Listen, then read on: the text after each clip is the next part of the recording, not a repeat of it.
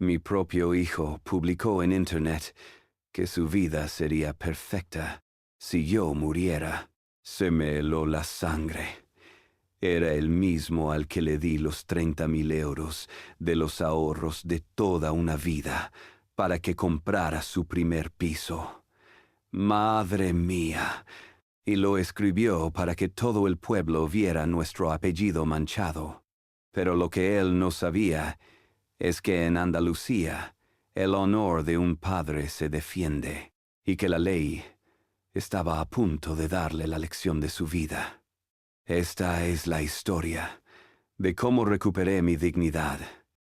La mañana empezó como todas las mañanas desde que se fue Elena.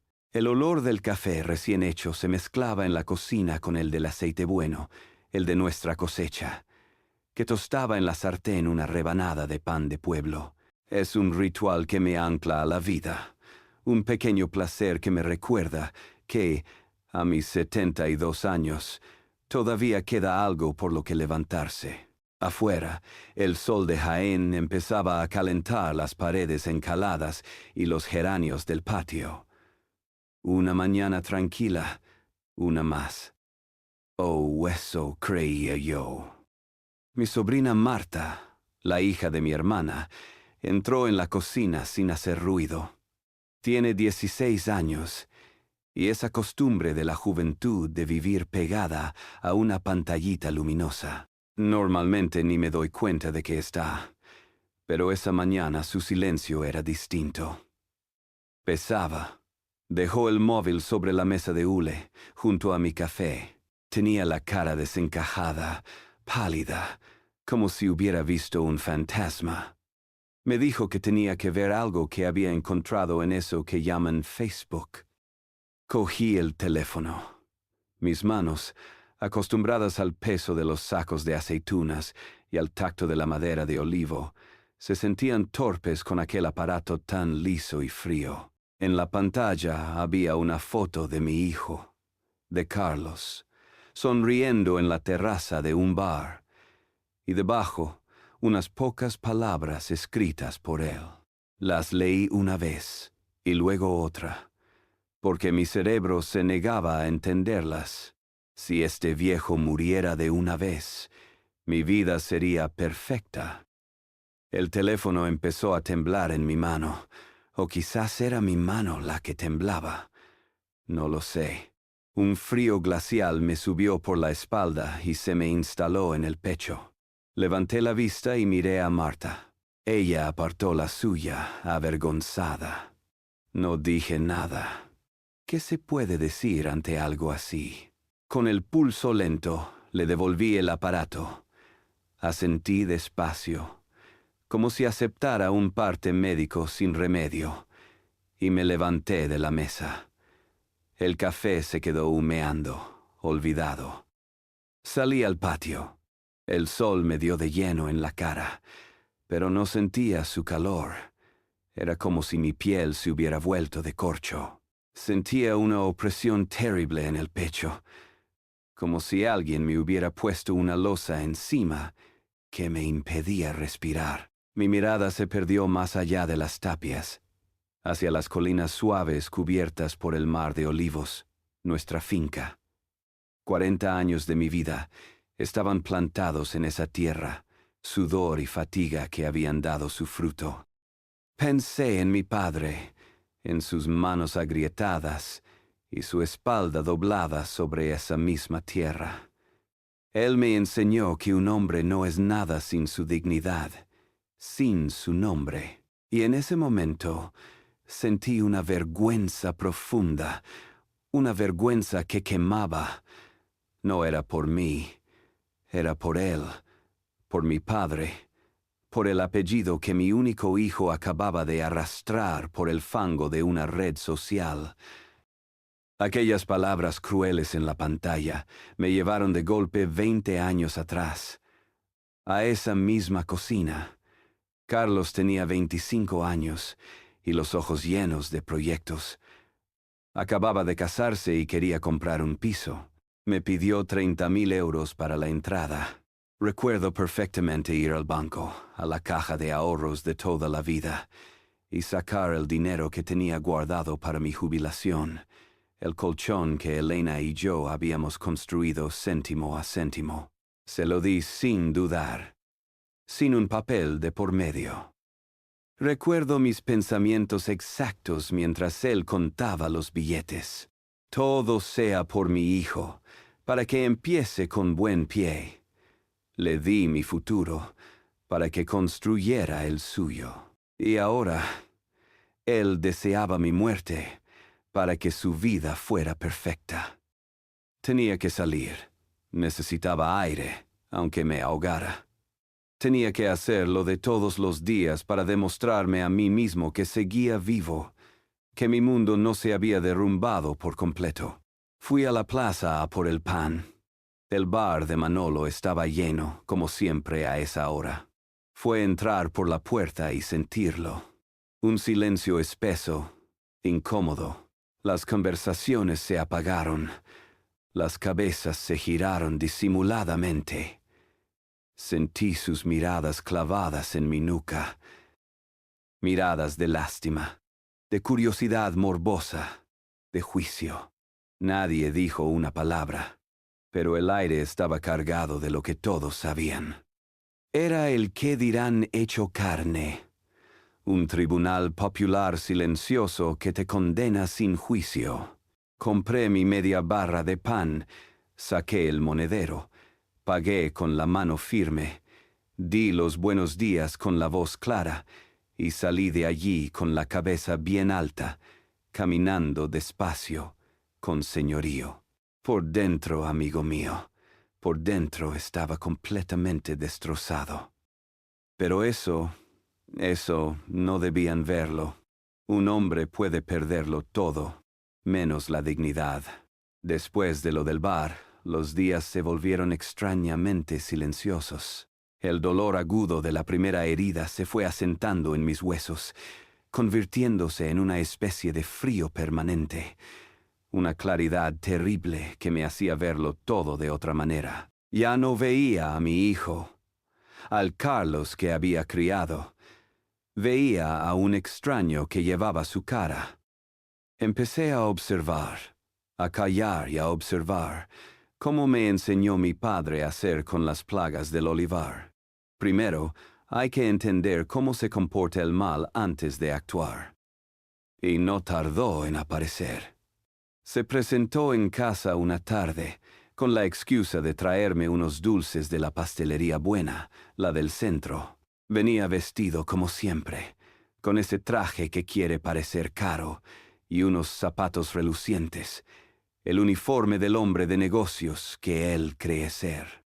Pero yo, ahora, veía las grietas en la fachada. La sonrisa era demasiado amplia, los gestos demasiado rápidos. Había una tensión en sus hombros y una desesperación en el fondo de sus ojos que la falsa alegría no podía ocultar. Hablaba de prisa, de negocios imaginarios, de inversiones que estaban a punto de dar su fruto, de un futuro brillante que parecía más un rezo que una realidad. Era el discurso de un hombre que intenta convencerse a sí mismo tanto como a los demás. Dejó la caja de dulces sobre la mesa, y con esa naturalidad estudiada del que lleva días ensayando la frase, lo soltó, que si el coche había tenido una avería gorda, algo del motor, y que necesitaba 2.000 euros para una reparación urgente. Lo dijo así, como quien pide la hora. No me pidió un préstamo, no me habló de devolvérmelo. Dio por hecho que yo se lo daría. Lo miré fijamente, sin parpadear. En su cara no vi la vergüenza de un hijo que pide ayuda, sino la impaciencia de un acreedor que exige lo que cree que es suyo. Y entonces lo supe. Aquello no era una petición, era una prueba, para él y para mí. Me levanté sin decir palabra. Fui a mi dormitorio y abrí el armario. En el fondo, debajo de unas mantas viejas, tengo una caja de caudales de las de antes, de metal pesado. Dentro, guardo el dinero, para los imprevistos, para el día a día. Abrí la caja, conté 20 billetes de 100 euros y volví al salón. Se los puse sobre la mesa, junto a los dulces. Él los cogió al instante. El alivio en su rostro fue tan visible que casi sentí lástima, pero se le pasó en un segundo y fue sustituido por esa rabia extraña, ese resentimiento que le corroe por dentro. No me dio las gracias. Murmuró algo sobre que tenía prisa y se fue casi corriendo, sin mirarme a los ojos, como un ladrón que huye con el botín. Lo vi alejarse en su coche, ese Mercedes que brilla más que su cuenta corriente, y comprendí que para él ese dinero no era un regalo, era un adelanto. Se estaba cobrando por adelantado una herencia que, en su mente, ya le pertenecía. Se sentía con derecho a la finca, a la casa, a todo el sacrificio de mi vida, mientras yo solo era un viejo molesto sentado sobre un montón de ladrillos y tierra que se interponía en su camino. Dejé pasar unos días. Un silencio pesado se instaló entre nosotros, y entonces, una mañana, sonó el teléfono. Era Antonio, un viejo amigo del pueblo, tasador de fincas de toda la vida. Hablamos del tiempo, de la cosecha, de los achaques de la edad. Y entonces, como quien no quiere la cosa, me lo soltó. Que un hombre joven, bien vestido, había estado en su oficina preguntando por el valor de mercado de mi olivar, que quería saber cuánto se podría sacar por una venta rápida. Antonio, que es más listo que el hambre, no le dio cifras, pero se quedó con la mosca detrás de la oreja y decidió llamarme. Le di las gracias con la voz tranquila, como si la noticia no tuviera importancia. Pero al colgar el teléfono, noté que tenía la mandíbula tan apretada que me dolía. Dejé el auricular en su sitio, y todo encajó en mi cabeza con un chasquido seco y brutal. La petición de los 2.000 euros, y ahora la tasación de la finca. Las piezas del puzzle estaban sobre la mesa y formaban una imagen monstruosa. Mi hijo no solo me despreciaba, estaba planeando cómo trocear mi vida para pagar la suya. La herida del corazón dejó de sangrar, se había convertido en hielo. El hielo que se me instaló en el alma tras la llamada de Antonio no se derritió. Al contrario, se hizo más duro, más denso. Los días siguientes me moví por la casa como una sombra, haciendo las mismas cosas de siempre, pero sin sentirlas. El café no me sabía a nada, el sol no calentaba. Vivía en un estado de alerta silenciosa, como un animal viejo que sabe que el depredador anda cerca, y espera, simplemente espera, el siguiente movimiento. Sabía que Carlos volvería, que la desesperación es impaciente. Y volvió.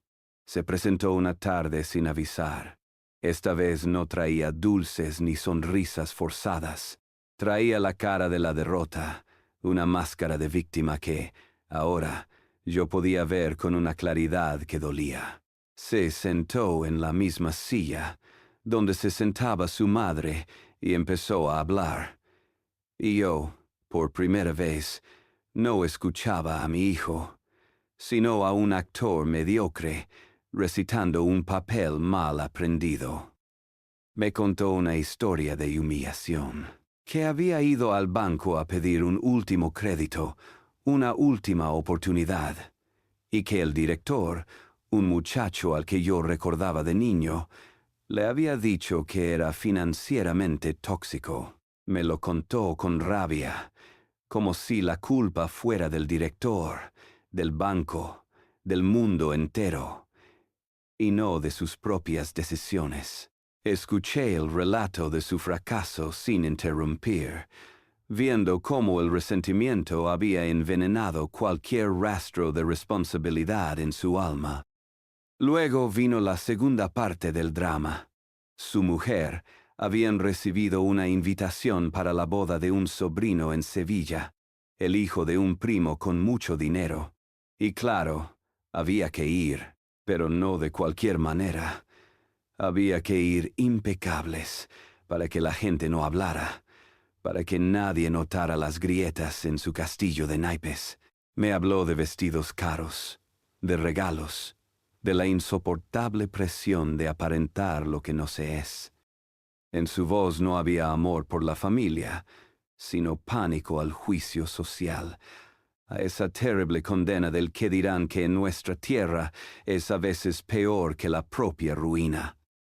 Finalmente, después de pintarme el cuadro de su desesperación, llegó al verdadero motivo de su visita: la lástima. Me habló de mis nietos, de su futuro, de la presión que sufría por ellos. Y entonces, mirándome a los ojos con una falsa sinceridad que me revolvió el estómago, me pidió que vendiera una parte de la finca, solo una pequeña parte, un trozo de olivar, para ayudarle a salir adelante, para darle un respiro. Lo escuché todo en un silencio sepulcral, con una mirada que debía de ser de piedra. Dejé que terminara su actuación, que vaciara toda su retahíla de excusas. Cuando se hizo el silencio, solo roto por el tic-tac del reloj del salón, lo miré y le dije, con la voz tranquila pero más afilada que un cuchillo: la tierra no se vende. Hice una pausa, para que cada palabra le cayera encima como una piedra. La tierra es para tus hijos, no para tus deudas. Fue como si le hubiera abofeteado. La máscara de víctima se cayó, y vi lo que había debajo. Una rabia pura, un odio helado que no había visto en mi vida. Sus ojos se empequeñecieron, y por un instante vi a un completo desconocido sentado frente a mí. Se levantó de golpe, sin decir una palabra más. El portazo que dio al salir hizo temblar los retratos de la pared, los de mis padres y el de Elena. Me quedé solo, en el silencio vibrante que deja la ira. El sol de la tarde entraba por la ventana, dibujando largas sombras en el suelo. En ese momento lo supe. Ya no era una cuestión de decepción o de dolor. Carlos se había marchado de mi casa no como un hijo derrotado, sino como un enemigo. No sabía qué iba a hacer, no tenía forma de saberlo, pero sentí con una certeza absoluta, en lo más profundo de mis huesos, que acababa de cruzar una línea de la que ya no había vuelta atrás, y que mi deber, mi único deber ahora, era proteger el legado de mis antepasados, no para él, sino de él. El portazo de Carlos retumbó en la casa durante horas, o al menos eso me pareció a mí. Cuando el eco se apagó, lo que quedó no fue dolor, sino un silencio frío y una certeza absoluta. La guerra había sido declarada, y yo, un viejo soldado que creía haber colgado las armas, tenía que volver al frente. Pero esta guerra no se luchaba con gritos ni con reproches. Se luchaba con inteligencia, con la ley y con la discreción que da una vida entera en un pueblo donde cada pared tiene oídos. A la mañana siguiente, me levanté antes del alba. No fui al notario de aquí, al de toda la vida. Hacer eso habría sido como pregonar mis intenciones en la plaza del mercado. Para asuntos así, para mover los cimientos de una familia, uno necesita el anonimato de una ciudad. Cogí mi viejo coche, el que apenas uso, y conduje los pocos kilómetros que nos separan de Úbeda. El viaje fue un ritual. Dejé atrás los campos familiares, el paisaje de mi vida, y me adentré en la piedra centenaria y solemne de la ciudad. Úbeda no es un pueblo. Es una declaración de historia y de poder. Sus palacios y sus iglesias imponen un respeto que yo necesitaba sentir, no para empequeñecerme, sino para armarme de la misma entereza. Don Manuel, el notario, tenía su despacho en una de esas casonas de piedra. Un hombre de mi edad, con el pelo blanco, y unas manos finas, que se movían con una calma infinita. Me recibió en una sala llena de libros encuadernados en piel y el olor a cera y papel viejo. Le conté mi historia, sin adornos, sin dramatismo. Los hechos, uno detrás de otro, como si estuviera dictando un inventario. El post en Internet, la tasación de la finca, la petición de dinero, la negativa y la amenaza velada en su mirada. Él me escuchó sin interrumpir, asintiendo de vez en cuando. Cuando terminé, no me dio el pésame, ni me habló de sentimientos. Hizo lo que hacen los hombres sabios. Me mostró el mapa y las armas. Cogió un folio en blanco y un bolígrafo. Dibujó un círculo grande en el centro. Me dijo que imaginara que ese círculo era todo mi patrimonio, mi casa, la finca, los ahorros, todo. Unos 450.000 euros, más o menos. Luego, con una regla, lo dividió en 3 porciones exactas, como si fuera un queso. Señaló el primer tercio. Esto, Javier, me dijo con su acento pausado, es la legítima estricta. 150.000 euros. Esto es intocable. La ley dice que esto debe ir a su hijo a partes iguales. Y, como solo tiene uno, es para Carlos. Lo recibirá, aunque le prenda fuego al olivar. Contra esto, usted no puede hacer nada. Luego señaló el segundo trozo. Esto, continuó, es la mejora. Otros 150.000.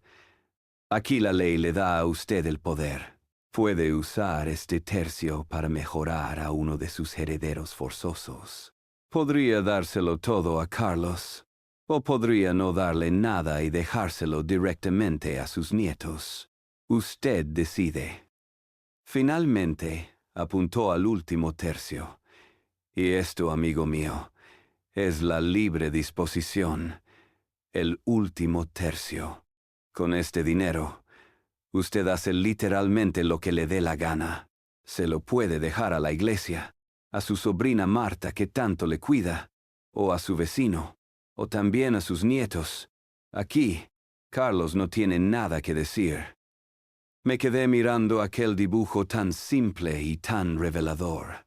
Por primera vez en semanas, sentí que recuperaba el control. No estaba indefenso. Tenía herramientas, tenía opciones. Mis preguntas ya no eran las de una víctima, sino las de un estratega. Le pregunté si podía cambiar el testamento en el futuro, si mis nietos quedarían protegidos del despilfarro de su padre. Don Manuel me explicó los mecanismos con paciencia, las figuras legales para asegurar que el dinero llegara a ellos y no a las manos equivocadas. Salí de allí con un plan de acción claro, con 3 pasos que eran como 3 cerrojos para proteger mi legado. Primero, redactar un poder para revocar de forma inmediata cualquier otro poder que yo hubiera firmado en el pasado, por si acaso. Segundo, un nuevo testamento. En él, Carlos recibiría única y exclusivamente su legítima estricta. El tercio de mejora y el de libre disposición irían íntegros a mis 2 nietos, a partes iguales, pero en un fideicomiso administrado por mi sobrina Marta hasta que cumplieran 25 años. Y tercero, una visita a mi banco para cambiar mis cuentas. Ya no serían indistintas, donde cualquiera puede sacar dinero. A partir de ahora, serían conjuntas. Para mover un solo céntimo, harían falta las dos firmas, la mía y la de mi sobrina. Al salir de la notaría, el sol de la tarde bañaba las piedras doradas de la plaza. Sentí una paz que no recordaba, la opresión en mi pecho, ese peso constante que me ahogaba desde que leí aquel mensaje, había desaparecido. En su lugar había una determinación fría, serena, sólida como las murallas de Úbeda. Ya no era un padre herido. Era un hombre defendiendo el trabajo de toda una vida. Tenía un plan, y por Dios que pensaba ejecutarlo. El plan que tracé en la notaría de Úbeda no era fruto de la rabia, sino de la necesidad. Era la arquitectura de la supervivencia, la única forma de construir un muro alrededor de lo que quedaba de mi vida. Y los muros, amigo mío, se construyen ladrillo a ladrillo, con paciencia y con precisión. El primer ladrillo lo puse al día siguiente, en mi propio pueblo. Fui al banco, a mi sucursal de toda la vida. Entré con la misma calma con la que entro cada mañana a por el pan. Saludé a los empleados por su nombre y pedí hablar con el director. Rafael es el director ahora, un muchacho al que he visto crecer. Su padre y yo íbamos juntos a la escuela. Me hizo pasar a su despacho, me ofreció un café y me preguntó por la familia, como se hace siempre.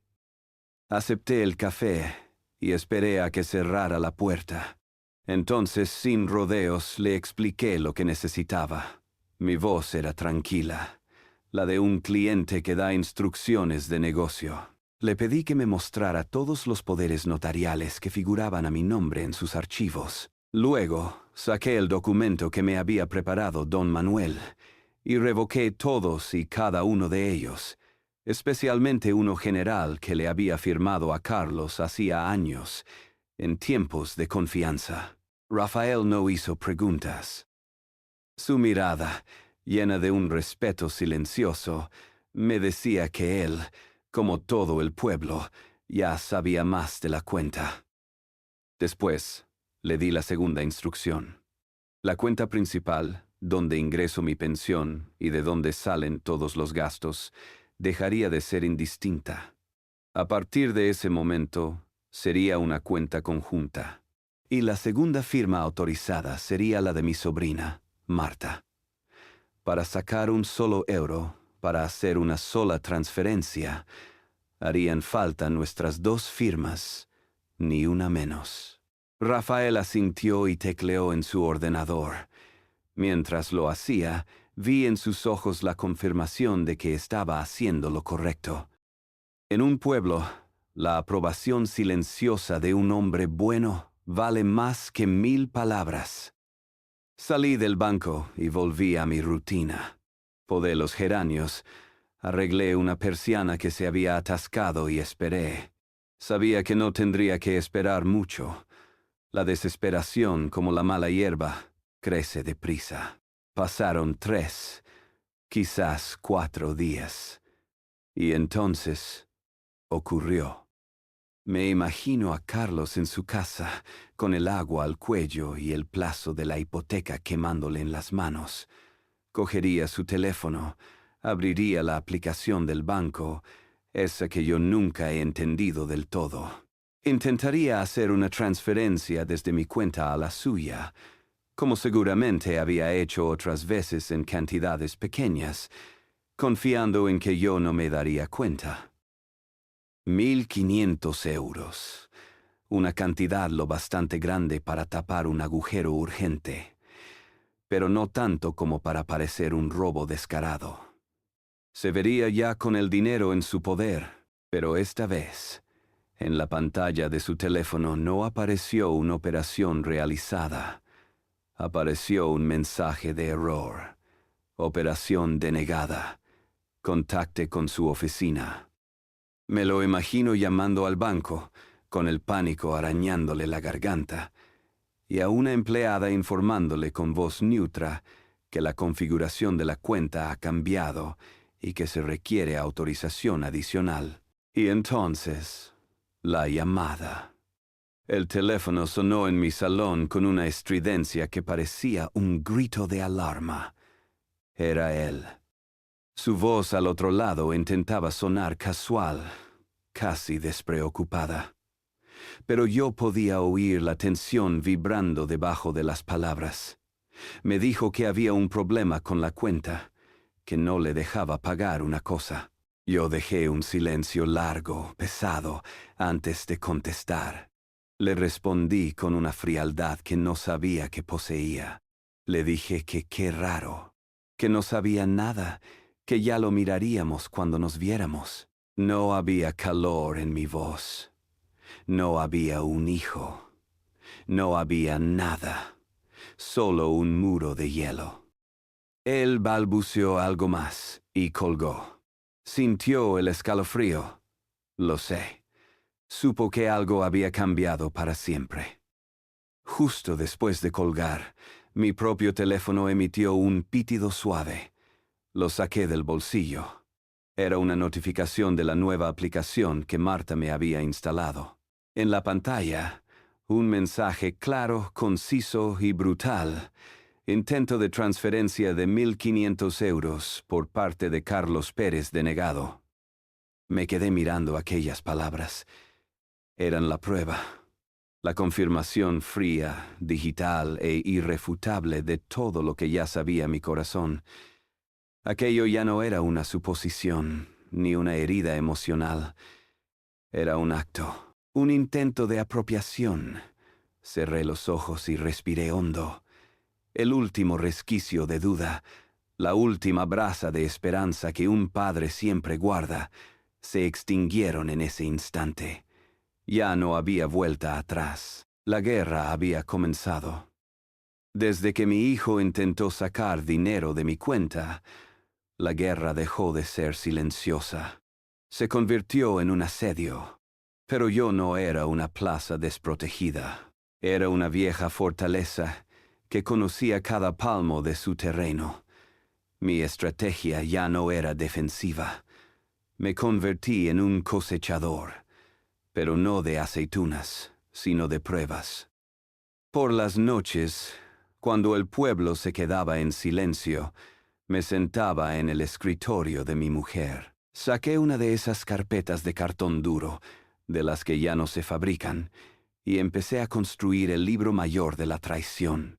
Lo primero que metí fue la impresión en color del mensaje de Facebook.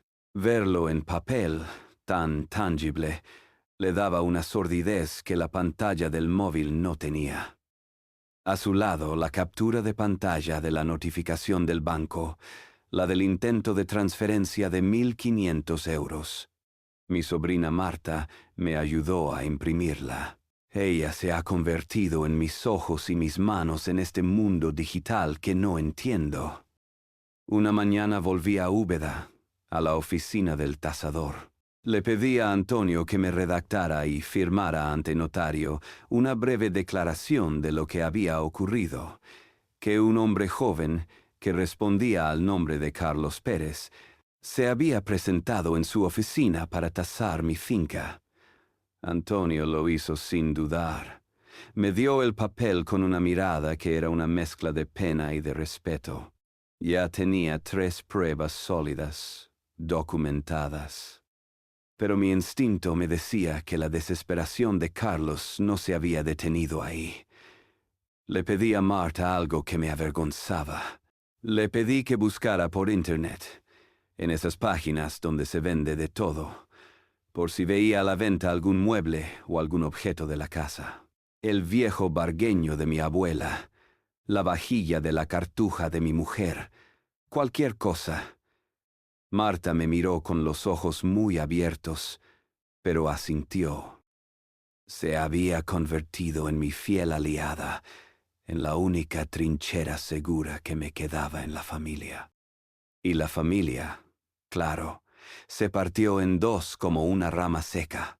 Un domingo, se presentó en mi puerta mi nuera, la mujer de Carlos. Llegó sin llamar, con el coche aparcado de mala manera y la cara desencajada por la furia. No vino a hablar, vino a escupir veneno. Me acusó de ser un viejo avaro, un mal padre, de disfrutar viendo a su hijo sufrir. Fue un espectáculo teatral muy andaluz, lleno de gestos exagerados y acusaciones a gritos para que los vecinos se enteraran bien. Yo la dejé hablar. La escuché desde el quicio de la puerta, sin mover un músculo, sin que una sola palabra de su boca lograra atravesar la armadura de hielo que ahora me cubría. Cuando se quedó sin aire, sin más insultos que lanzar, la miré con calma y le dije las únicas palabras que pensaba dirigirle. Esta es mi casa. Adiós. Y le cerré la puerta en las narices. El pueblo, por supuesto, era un hervidero. Cuando iba a la plaza, sentía las corrientes de aire, los bandos que se habían formado. Estaban los que pensaban que la sangre es la sangre, que un hijo es un hijo, y que yo era un padre cruel. Y luego estaban los otros, los que me daban un leve cabezazo de apoyo, los que me decían con la mirada que el honor estaba por encima de todo. Un día recibí una visita inesperada. Mi primo Miguel, el que emigró a Cataluña de joven y ha vuelto ahora, jubilado, a pasar sus últimos años en la tierra, se sentó conmigo en el patio, me puso una mano en el hombro y me dijo, con esa mezcla de acento catalán y deje de la tierra: Javier, he oído lo que pasa. Sé cómo son estas cosas. En nuestra familia, el honor siempre ha sido lo primero. Haz lo que tengas que hacer. Estoy contigo. El apoyo de un hombre de mi sangre, de mi generación, me dio una fuerza que no sabía que necesitaba. Mientras tanto, el asedio de Carlos se volvía más errático, más desesperado. Con el grifo del dinero cerrado y el banco apretando, empezó a llamarme por teléfono. Al principio eran llamadas lastimeras, intentando apelar a mi corazón de padre. Cuando vio que chocaba contra un muro, pasó a la rabia. Me gritaba, me acusaba, me amenazaba con no volver a dejarme ver a mis nietos. Yo cogía el teléfono, lo dejaba sobre la mesa y escuchaba su histeria hasta que se cansaba y colgaba. Cada llamada era un error más, una prueba más de su desequilibrio que yo anotaba mentalmente en mi dossier. Y entonces cometió el error fatal. La estupidez definitiva que solo puede cometer un hombre cegado por la codicia y el pánico fue un martes por la tarde. Yo estaba en la finca, arrancando unas malas hierbas cerca de la linde de los almendros, cuando sonó el móvil. Era un número del pueblo, de un vecino, Paco el del tractor. Su voz sonaba nerviosa, incómoda. Me dijo que estaba allí mismo, en la linde, con mi hijo Carlos. Me contó que Carlos le había ofrecido venderle esa misma parcela, 2 fanegas de tierra, a buen precio, para una venta rápida, y que para demostrar que podía hacerlo, le había enseñado un poder notarial con mi firma. A Paco, que es un hombre de campo, pero no es tonto, el papel le pareció raro, la firma no le cuadraba, y antes de soltar un solo euro, había hecho lo que dicta el sentido común en un pueblo: llamar al dueño. Colgué el teléfono. El sol de la tarde caía a plomo sobre los olivos, pero yo no sentía nada.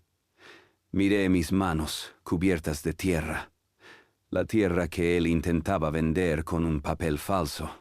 Aquello ya no era un insulto, ni un intento de robo. Aquello era un delito. Tenía la última pieza, la cosecha estaba completa, y era amarga como la hiel. Después de la llamada de Paco, el del tractor, supe que el tiempo de la espera había terminado. La cosecha de pruebas estaba completa, y había llegado el momento de la sentencia. No se podía aplazar más. Esa noche apenas dormí. No daba vueltas en la cama por la angustia, sino por la planificación. Estaba diseñando el último acto de esta tragedia, y tenía que ser preciso, limpio e irrevocable. A la mañana siguiente, llamé a mi sobrina Marta. Le di instrucciones claras, como un general a su mensajero. Le pedí que llamara a Carlos. No quería hablar yo con él. Mi voz ya no tenía nada que decirle. Le dije las palabras exactas que debía usar. Tu tío tiene que hablar contigo. Es importante. Quiere que vengas a la casa del pueblo el domingo, a las 12 en punto. La formalidad del mensaje, el uso de tío en lugar de padre, la hora exacta. Todo estaba calculado para que entendiera que aquello no era una invitación a comer, sino una citación. El domingo por la mañana, la casa olía a cera y a limpio. Había pasado las últimas horas preparando el escenario. No nos reuniríamos en la cocina, el corazón de la casa, el lugar de los afectos y las confidencias. Elegí el salón principal, la habitación que solo se abría para las visitas importantes o para los duelos. Quité el tapete de ganchillo de la mesa de camilla, dejando la madera oscura y desnuda. Coloqué 3 sillas a un lado y un sillón al otro, el mío. El sillón orejero donde se sentaba mi padre. A las 12 menos cuarto llegaron mis testigos. Mi sobrina Marta, con la cara seria y los ojos llenos de una lealtad que me conmovía, y mi primo Miguel, el de Cataluña, cuya sola presencia emanaba una gravedad tranquila, la fuerza silenciosa de un hombre que ha visto mundo y entiende de honor. Se sentaron en las sillas que les había indicado, formando una especie de tribunal familiar. Yo me senté en el sillón de mi padre y coloqué a mi lado, sobre una mesita auxiliar, la carpeta de cartón. La atmósfera en la habitación era densa, fría, como la de una sacristía antes de un funeral. Carlos llegó a las 12:05. La puntualidad nunca fue lo suyo. Entró con un aire de desafío, una arrogancia forzada que apenas ocultaba el nerviosismo de su mirada. Supongo que esperaba encontrarme solo, vulnerable a sus manipulaciones. Al ver a Marta y a Miguel, su falsa seguridad se tambaleó por un instante. Le señalé el sillón vacío que quedaba frente a mí, al otro lado de la mesa. No le ofrecí agua, ni le pregunté cómo estaba. El tiempo de las cortesías había muerto. Se sentó, intentando recuperar la compostura. Empezó a hablar, a preguntar qué era esta reunión tan seria, pero no le dejé continuar. Abrí la carpeta y comenzó el ritual. No le acusé. Me limité a presentar los hechos, uno por uno. Primero, saqué la hoja con la impresión de su mensaje en Facebook y la puse en el centro de la mesa. La deslicé hacia él. Esto, le dije en voz baja, lo escribiste tú. Luego saqué la captura de pantalla de la notificación del banco. La puse junto a la primera hoja.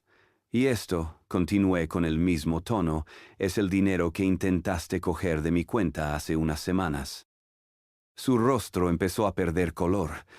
Saqué el siguiente documento, la declaración notarial del tasador, y la coloqué formando una tercera fila. Este es el testimonio de un hombre que dice que fuiste a su oficina a preguntar cuánto valía mi finca. Finalmente, con un movimiento lento, saqué la última prueba. La fotocopia del poder notarial falso que Paco me había entregado. La puse encima de las demás, coronando el monumento a su traición. Y esto, Carlos, dije, y mi voz, aunque seguía siendo baja, tembló por primera vez con el peso de la herida, Esto llegó a mis manos el martes. Es un intento de vender mi tierra, la tierra de tus hijos, a mis espaldas. Carlos estaba pálido como un muerto. Abrió la boca para hablar, para justificarse, para vomitar otra sarta de mentiras, pero levanté una mano, y él por primera vez en su vida se calló. Y entonces, con una calma aterradora que brotaba del fondo de mi alma rota, le dicté mi sentencia. Le expliqué las decisiones que había tomado, el Nuevo Testamento, la revocación de todos sus poderes, el cambio en las cuentas bancarias, y luego le expliqué el futuro, su futuro. Por todo esto, le dije, mirándole fijamente a los ojos, he cambiado mis últimas voluntades. La ley me obliga a dejarte una parte de la herencia. Se llama la legítima estricta. Es un tercio de todo lo que tengo, y lo recibirás, porque es tu derecho legal, pero no recibirás ni un solo céntimo más. El resto, los otros 2/3, el dinero de la mejora y el de mi libre disposición, irán íntegros a tus hijos, mis nietos. Has manchado mi nombre, has deseado mi muerte, y has intentado robar el futuro de tu propia sangre. La ley, Carlos, la ley me obliga a darte ese tercio. La ley, no mi corazón. El silencio que siguió fue absoluto, y entonces se rompió. Carlos explotó. Fue una erupción de rabia, de frustración, de autocompasión. Se levantó de un golpe, gritando, acusándome de ser un monstruo, un padre sin corazón. Lloraba, pero no eran lágrimas de arrepentimiento, sino de pura rabia por haber sido descubierto, por haber perdido. Fue un espectáculo histérico. Un drama andaluz en su máxima expresión, lleno de golpes en el pecho y acusaciones al cielo. Yo no me moví, ni yo, ni Miguel, ni Marta. Dejamos que la tormenta descargara. Esperé, en silencio, a que se quedara sin aire, a que los sollozos se convirtieran en jadeos. Cuando el huracán por fin amainó y se quedó de pie en medio del salón, temblando, derrotado, lo miré por última vez, y con la voz más serena que he tenido en mi vida, pronuncié la última frase. Ahora, vete de mi casa. El tiempo, dicen, lo cura todo. No es verdad. El tiempo no cura. Lo que hace es poner las cosas en su sitio, lima las aristas vivas de la herida, la convierte en una cicatriz que ya no sangra, una marca que te recuerda la lección aprendida. Y el tiempo, un año entero, había pasado desde aquel domingo en que le cerré la puerta de mi casa a mi propio hijo. No volví a verle. Supe de él, claro. En un pueblo como el nuestro, las noticias vuelan más rápido que el viento. Y la caída de Carlos fue la comidilla durante meses. Supe que el banco finalmente ejecutó la hipoteca y perdió el chalet. Supe que tuvo que vender el Mercedes por una miseria para pagar deudas urgentes. Su mujer y los niños se mudaron a un pisito de alquiler en la parte nueva del pueblo. Y Carlos, el gran hombre de negocios, el emprendedor, ahora trabajaba de encargado en un almacén de fruta en la carretera. La cura de humildad había sido brutal, pública y, en el fondo de mi corazón, sabía que era necesaria.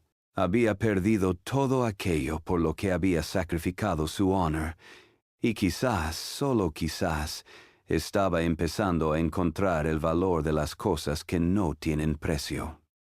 La reconciliación, si es que se puede llamar así, no empezó con una llamada ni con una petición de perdón.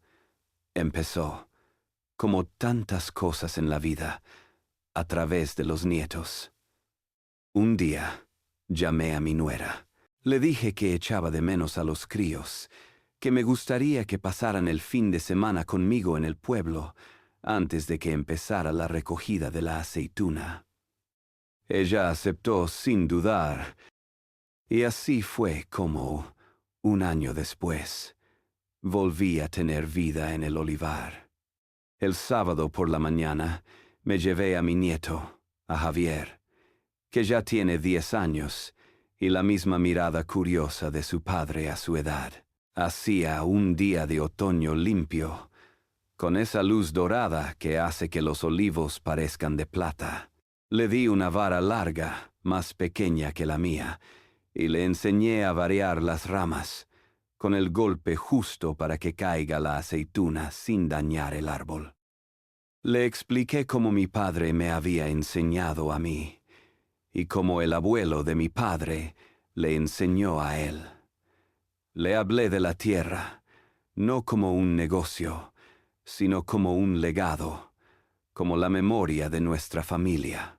El niño escuchaba, fascinado, y mientras lo veía golpear las ramas con torpeza pero con entusiasmo, sentí que todo el dolor y la amargura del último año habían valido la pena. El ciclo continuaba. El legado estaba a salvo. El domingo por la tarde, a la hora convenida, un coche modesto, uno de esos que ya tiene muchos kilómetros, aparcó frente a mi puerta. Era Carlos. Se bajó y se quedó apoyado en el capó, esperando. No se atrevió a acercarse. Saqué a los niños a la puerta.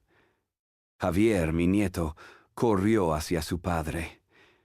Yo me quedé en el umbral, con las manos en los bolsillos. Hubo un momento de silencio absoluto entre nosotros dos. A través de los 10 metros de aire que nos separaban, nos miramos. En sus ojos ya no vi la rabia ni la arrogancia. Vi un cansancio profundo, una tristeza limpia. No me pidió perdón con palabras, lo hizo con la mirada. Y entonces, con la voz baja, casi un murmullo, dijo algo que no le oía decir con ese tono desde que era un niño. Dijo, «Gracias por cuidarlos, papá». Yo no respondí. Me limité a asentir lentamente con la cabeza. Un solo gesto. Fue suficiente. Era un comienzo, un frágil, minúsculo comienzo. Esa noche, cuando la casa volvió a quedarse en silencio, me senté en el salón, en el mismo sillón orejero, desde donde dicté mi sentencia. La carpeta con las pruebas seguía en el cajón del escritorio, pero ya no sentía la necesidad de mirarla. En su lugar, cogí el retrato de Elena que tengo sobre la chimenea. La miré a los ojos, a su sonrisa que tanto eco de menos, y le hablé en voz baja, como hago tantas noches. Le conté lo que había pasado. Le dije que creía que había hecho lo correcto, que el chico, nuestro chico, por fin estaba aprendiendo, que la tierra estaba a salvo, y que el honor del apellido, ese honor por el que tanto lucharon nuestros padres, volvía a estar limpio. Dejé el retrato en su sitio, apagué la luz y cerré los ojos. Por primera vez en mucho, mucho tiempo sentí que estaba en paz. Javier aprendió que el honor no se defiende con gritos, sino con hechos. Ante la traición no discutió, actuó. Estableció límites firmes y consecuencias reales, demostrando que el respeto no se exige, se impone con dignidad.